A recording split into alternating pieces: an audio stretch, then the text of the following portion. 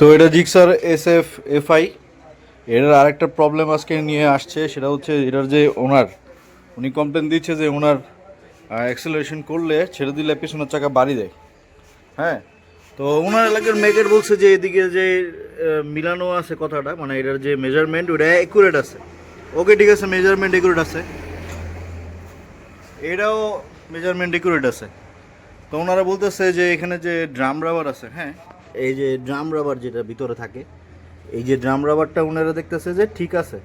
আচ্ছা, drum rubber ঠিক আছে, ভালো কথা, কিন্তু আপনারা কি এটা চেক করছেন যে এখানে যে একটা বেয়ারিং থাকে, এই যে বেয়ারিংটা এটা ঠিক আছে কিনা? দেখেন বেয়ারিংটা নড়তেছে, তার মানে এই বেয়ারিংটা চেঞ্জ করতে হবে। এই বেয়ারিংয়ের জন্যই চেনের এই অবস্থা, এবং এই কারণেই চেনের সাইড বডি ঘষে যায়, ড্রাম ঘষে যায়, আর হচ্ছে সামনের স্পকেটটা কমে যায়। একটু সতর্ক হইলে, একটু ভালো মতো চেক করলে কিন্তু এরকম জিনিসটা হয় না।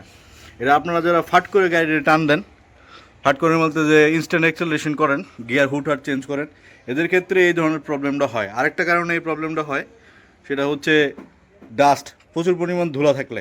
আমি খেয়াল করছি যে এটার এই পাশে দেখতে পারেন যে সুতা আছে, এখানে অনেক যে সুতা পেঁচে আছে, তো এটাই একটা কারণ। আর এখানে আমি কোনো বড় কারণ দেখতেছি না।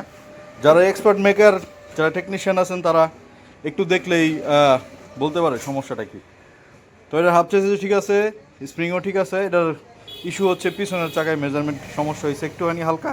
ওটাও ইস্যু না, ইস্যুটা হচ্ছে এটার বেয়ারিং। পিছনের চাকায় 3টে বেয়ারিং থাকে, এই সব গাড়িতে মোটামুটি 3টে বেয়ারিং থাকে। এই 3টে বেয়ারিংয়ের মধ্যে একটা থাকে স্পকেটে, যেটার মধ্যে আপনার এই যে চেনটা লাগানো আছে, আর 2টা থাকে রিমের মধ্যে। তো আমরা এটারে এখন চেঞ্জ করে তারপরে এটারে আবার দিব।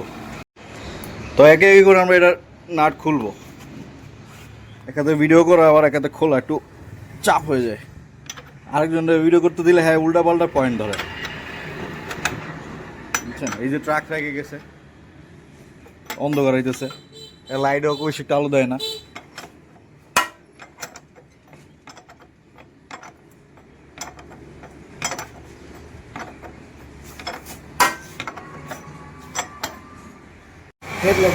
তো এটা নাট হয়ে গেছে, এখন আমরা এটা খুলবো।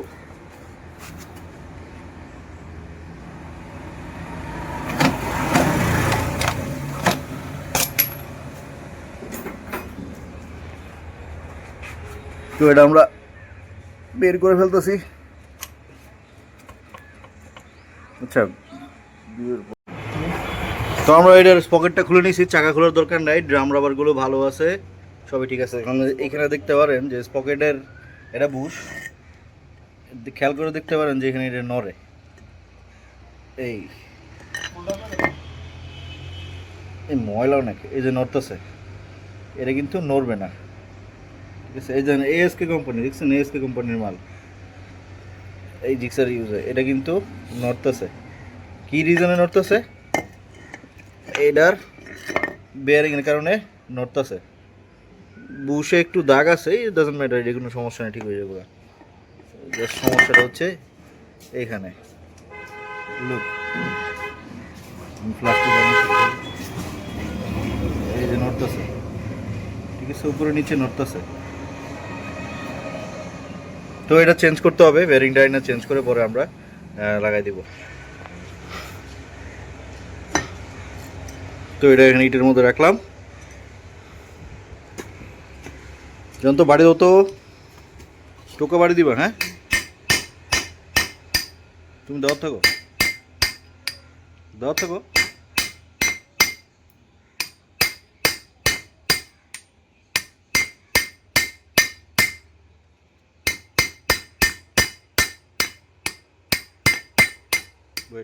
এখন আমরা বের করছি, এটা নাইয়ে গেছে সিলটা, অয়েল সিলটা, হ্যাঁ নাই তো থাকবে, এই রাখো। বের হয়েছে, হাফটা ক্লিন আছে, পকেট হাফ।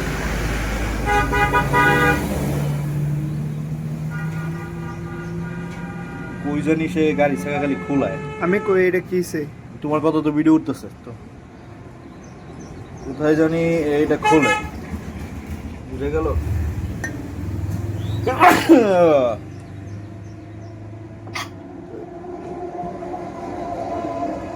নিচে বেয়ারিং, বেয়ারিং এর সাইজটা কত এটা দেখতে হবে। মিক্সারের পিছনের বেয়ারিং এর সাইজ এটা কি 50 নাকি 6005, আছে 5552। আচ্ছা এটা বোঝা যাচ্ছে না ঠিক মতো, একটু ভালো করে মুছতে হবে।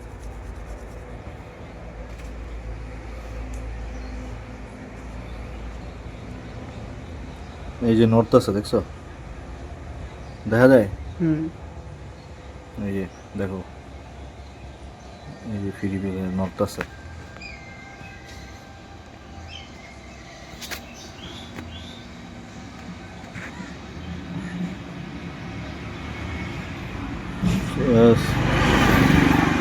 এখানে একটা লেখা আর ওখানে আর একটা লেখা, এখানে লেখা 6005 LH। আচ্ছা তাহলে আমরা এটা নিয়ে আসি এখন। তো আমরা এটার বেয়ারিং নিয়ে আইছি, দেখতেই পাচ্ছেন জাপানি বেয়ারিং NTN অরিজিনালটা নিয়ে আইছি। আপনারা স্পকেটের বেয়ারিং কোনো সময় কম দামি লাগাবেন না, দামিটা লাগাবেন, অরিজিনালটা লাগাবেন। অরিজিনাল বেয়ারিং লাগাইলে এটা নষ্ট হয় না, এটা টিকে অনেক দিন, ঠিক আছে? সো বেয়ারিং লাগানোর প্রসেস অনেক ইজি, জাস্ট একটু গ্রিজ দিয়ে দিবেন। আচ্ছা অনেকে আমার কমপ্লেন করেন যে আমার গ্যারেজ বন্ধ থাকে, আমি থাকি না। ভাই এটা আমার মূলত পেশা না যে আমি এটাতে খামো ঘুমামো, এরকম না ব্যাপারটা। আমি এটা শখে কাজটা করি, আর দু চারটা পয়সা আসলে আসে, না এলে নাই। আর আমার বেশিরভাগ যে লোকগুলো আসে সব আমার ভাই ব্রাদার, পরিচিত আঙ্কেল, ভাই ব্রাদার, হ্যাঁ বন্ধু, এরা আসে। এবং আমার এখানে দূর দূর থেকে ওরা আসে, ঠিক আছে? সো আমি এটা এখন বসায় দিব। এর মধ্যে আমি ডিরেক্ট বাড়ি দিব না, পুরোনোটা এখানে রাইখে পরে আমি এটার মধ্যে বাড়ি দিব।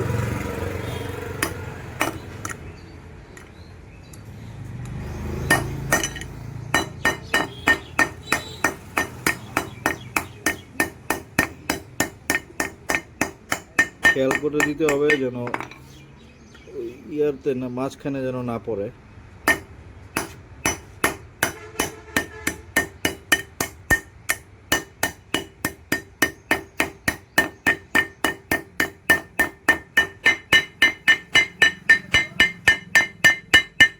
তো আওয়াজটা চেঞ্জ হয়ে গেছে, বুঝতে হবে এটা লেগে গেছে। সো আমি এটা আবার উঠাইতে হইব, উঠানোর জন্য আমাকে আবার দিতে হবে। তো এখন আমাদের এটা বসানো শেষ। এটার উপর একটা সিল আছে, সিলটা একদম ক্লিন করে নেবেন। সিলটা এটা চাপ দিলে লেগে যায়, তো আমি এখানে প্রেশার দিব না, সাথে একটু পোকা বাড়ি দিব।